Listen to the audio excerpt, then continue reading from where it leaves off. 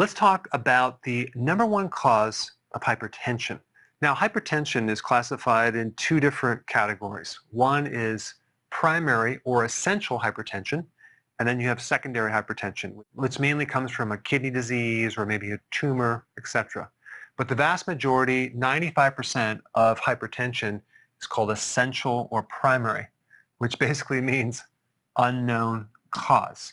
Now, that can be related to lifestyle, salt, smoking, alcohol, etc., etc.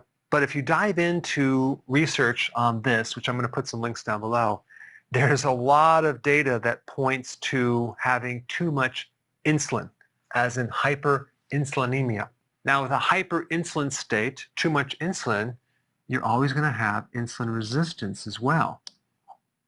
So the fact that you have insulin resistance will cause the pancreas to make more insulin, and having more insulin will then cause the receptors to downgrade and cause insulin resistance. So they both feed on each other. Now, one of the mechanisms of why high insulin will do this is that when you have high insulin, it stimulates the autonomic nervous system, primarily the sympathetic nervous system, which has one effect of raising the blood pressure. The other thing that high amounts of insulin will do, it'll make the arteries very, very stiff, causing hypertension. And of course, the best thing to do, which is rarely ever done, is to do a test to see if you have insulin resistance and high insulin levels while you're fasting. This is the test that should be done, HOMA-IR. If you had hypertension and you did this test, chances are you would find that you do have insulin resistance and high insulin, which, by the way, is behind type 2 diabetes. It is the thing that brews in the oven for many, many years until you develop prediabetes and then actual type 2 diabetes. So this is number one. And by the way, this is also behind the metabolic syndrome, where you have high blood pressure, high glucose, high cholesterol, belly fat. Now, there's several other reasons why someone's blood pressure might go up as well. Low potassium.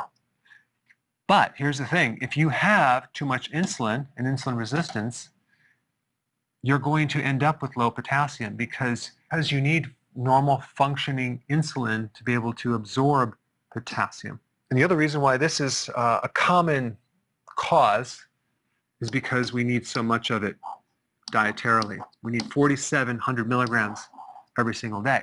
Instead, they're really heavy on the sodium and very light on the potassium.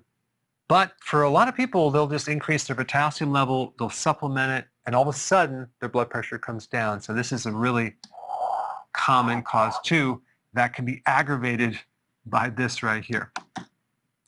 All right, number three, low vitamin D levels. Vitamin D has a very powerful effect over blood pressure. And the vast majority is vitamin D deficient, and a good percentage of them have high blood pressure.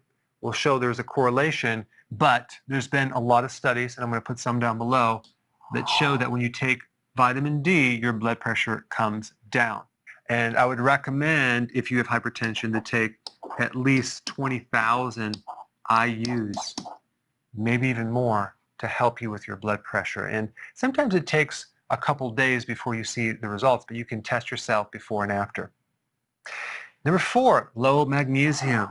Magnesium is an electrolyte. It works with potassium. You also need vitamin D to help you absorb magnesium. And also magnesium helps you absorb vitamin D.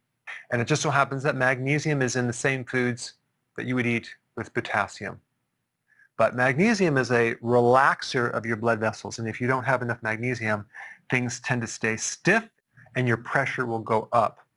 Number five, low vitamin K2, which you need with vitamin D3. They work together.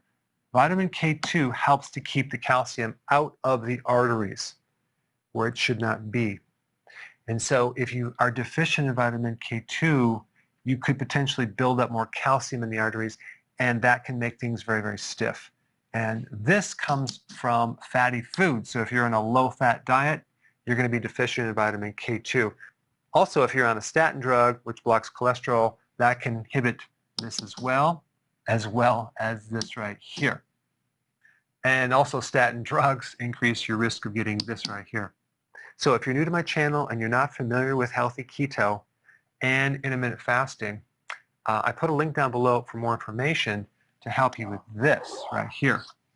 But what it can do is help you support a healthy lifestyle, as well as to help you support healthy insulin levels because you're reducing carbohydrates. And if I were to look at the ketogenic diet and intermittent fasting on what would be a greater impact on helping you lower insulin, I would go with intermittent fasting. But the combination works even better.